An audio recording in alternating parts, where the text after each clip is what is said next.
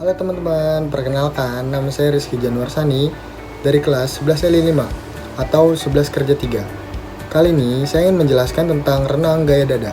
Yuk simak penjelasan kali ini. Untuk awal mula, kali ini saya ingin menjelaskan pengertian gaya dada. Renang gaya dada atau gaya katak adalah berenang dengan posisi badan atau dada menghadap ke permukaan air. Kedua kaki menendang ke arah luar sedangkan kedua tangan dibuka melebar ke samping, seperti gerakan membelah air agar badan lebih cepat ke depan. Gerakan tubuh meniru gerakan katak waktu berenang sehingga gerakan gaya dada sering juga disebut gaya katak. Renang gaya dada dibandingkan dengan gaya lainnya merupakan gaya yang paling lambat daya lajunya. Renang gaya dada sering juga disebut istilah breaststroke. Setelah kita tahu tentang pengertian renang gaya dada, kita juga harus tahu sejarahnya.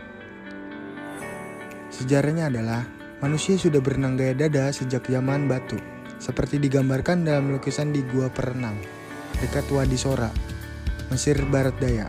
Gerakan kaki gaya dada diperkirakan meniru gerakan benar berenang katak di lukisan dinding yang dibuat orang Asyira dan lukisan relief yang ditemukan di Babilonia.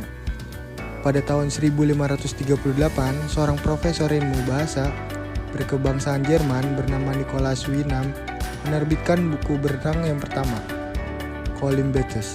Tujuannya menulis buku bukan untuk mempromosikan berenang, melainkan untuk mengurangi bahaya tenggelam.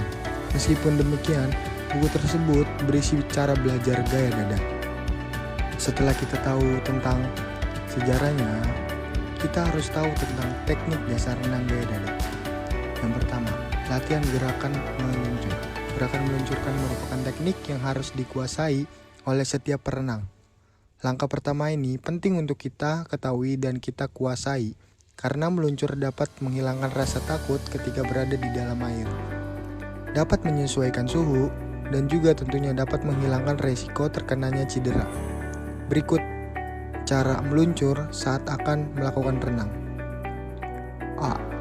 Pertama, yaitu berdirilah di pinggir kolam dengan salah satu kaki menempel pada dinding kolam. 2. Posisi badan dibungkukkan sehingga tampak sejajar dengan permukaan air. Lalu kedua belah tangan diluruskan dan mengempit telinga. Yang ketiga, tolakan kaki yang berada di dinding kolam kuat-kuat, lalu tubuh atau badan akan meluncur ke depan. Yang keempat, kedua lengan dan kedua kaki harus lurus ke depan. Yang kelima, posisi badan berada di permukaan air dengan tubuh lurus dan jagalah keseimbangan. Setelah kita bisa gerakan meluncur, kita juga harus melatih gerakan kaki.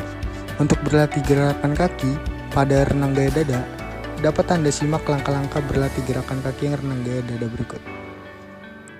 Posisi badan terlungkup dan tengkurap.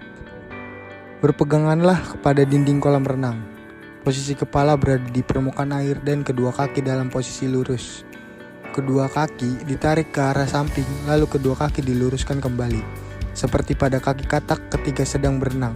Saat kedua kaki diluruskan, buatlah lecutan pada saat kaki ditutupkan. Kondisi kedua kaki rileks, lalu lakukan secara terus-menerus dan berulang sampai Anda menguasainya dengan baik. Setelah kita bisa gerakan kaki, jangan lupa kita dengan gerakan tangan. Latihan gerakan tangan. Untuk mengetahui cara melatih gerakan tangan pada renang gaya dada, dapat Anda simak berikut ini. Letakkan kedua kaki pada dinding kolam. Luruskan kedua tangan dan posisi kepala keluar dari permukaan air. Tariklah kedua tangan secara bersamaan ke arah dada bawah sambil telapak tangan mengayuh air. Pada latihan gerakan tangan ini dapat Anda lakukan dengan menggunakan bantuan papan seluncur. Setelah kita sudah mahir tentang gerakan meluncur, tentang gerakan kaki, gerakan tangan, ada yang lebih penting, latihan mengambil nafas. Untuk melakukan pernafasan pada renang gaya dada, ini dapat dilakukan pada saat kedua tangan ditarik ke bagian samping, lalu kepala diangkat ke atas sambil mengambil udara. Untuk mengeluarkannya, Anda dapat dikeluarkan dalam air secara perlahan-lahan. Nah, itu dia teman-teman, pengertian dan tata cara renang gaya dada.